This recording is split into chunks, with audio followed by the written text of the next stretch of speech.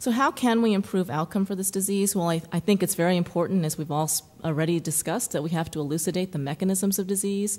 We have to identify new agents that can be employed against key biochemical nodes that are perturbed in this disease.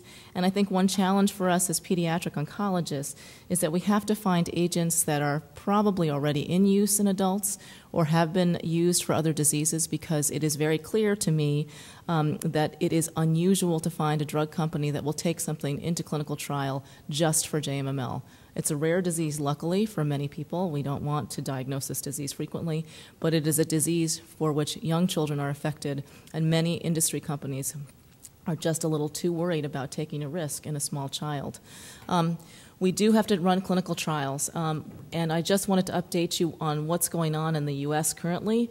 So we have submitted a biology protocol through the Children's Oncology Group that will allow us to collect samples on a national level, and hopefully this will help us overcome some of the hurdles with the internal review board problems that I've been having in my own research lab.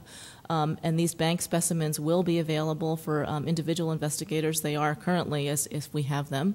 But it will just provide a framework as well as provide a method to collect some of the important clinical demographic information in a central place so that we can access that information more easily. And then upcoming in January, February, I'm very pleased to announce that we are opening a phase 1 trial under the auspices of the Children's Oncology Group that's using a JAK2 inhibitor sponsored by Incyte. And it will be, sorry, there's a typo, it will be used for patients with relapsed refractory leukemia as well as children with myeloproliferative neoplasms. That includes patients with polycythemia vera as well as relapsed refractory juvenile, JMML. To be honest, this phase 1 trial came about in part because of the need to treat patients with MPN for the lack of a trial that exists currently for them, but also out of the new data that has been recently published on the existence of JAK2 mutations and JAK mutations in patients with acute lymphoblastic leukemia. And so we again find ourselves in the position where we are piggybacking on another disease in order to get new agents to patients with this particular disease. And in tomorrow morning session, Dr. Prakash Satwani and Dr. Stephen Grump will discuss a concept that will be going to the Children's Oncology Group for a stem cell transplant trial.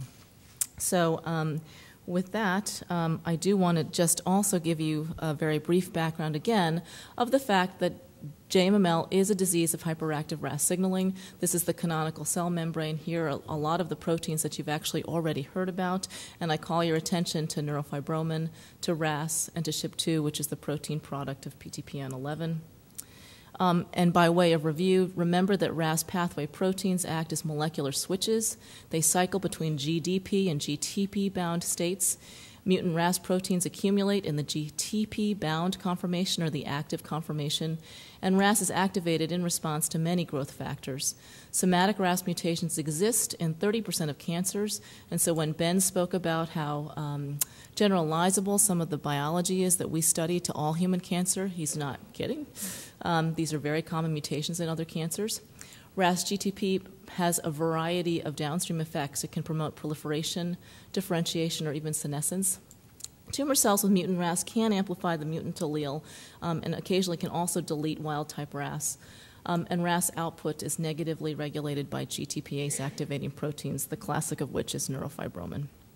And so now we know, at least in 2008, what the molecular genetic spectrum is from work that has been done by many people in this audience.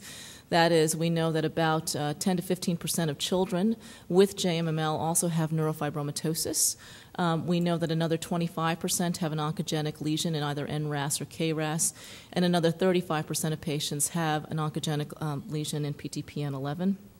And today I'll talk about, in a few minutes, in my talk, about the new discovery of Sybil mutations in another probably 10 to 15% of patients with JMML.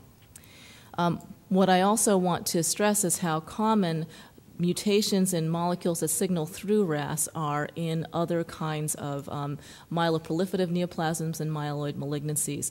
So we keep very good company when we see other kinds of mutations For instance, in CMML, we see JAK2 mutations, we see this TEL-PDGFR beta rearrangement, we see RAS mutations. We know in other myeloproliferative neoplasms, we see JAK2 mutations such as in polycythemia vera, essential thrombocythemia. And finally, in AML, we see a large number of RAS mutations as well as FLT3, c-KIT. And all of these molecules are intimately related, we think, with the RAS pathway. Furthermore, what's really fascinating for us as pediatric oncologists is that a number of these molecules are known to exist in germline configuration in children that are affected with certain congenital disorders. So the first clue about PTPN11 came when Bruce Gelb and Marco Tartaglia cloned PTPN11 as a causative germline mutation in approximately 50% of patients with Noonan syndrome, and that's here, as well as in Leopard syndrome. And since then, I think that publication was 2003, and over the past 6 years, what we have witnessed is just this explosion of other germline mutations in the same molecules. Now, these are slightly different substitutions, so they are likely tolerated in the germline, but they exist. So we have some KRAS mutations, again, in Noonan syndrome. We have SOS mutations and also BRAF in Noonan syndrome.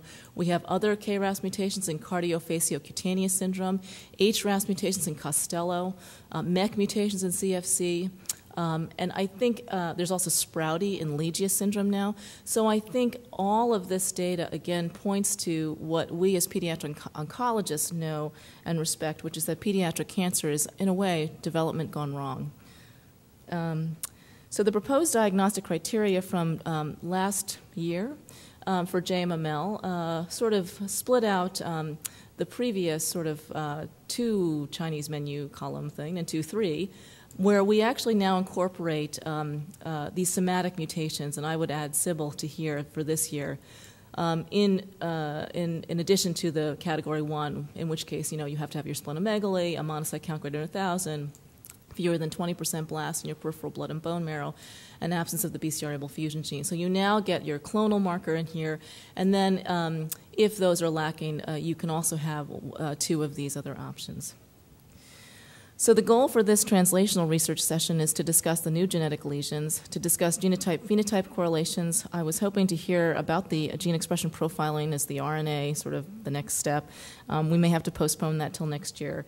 And then finally, again, hear a little bit more about the signaling abnormalities that we see in patients with JMML.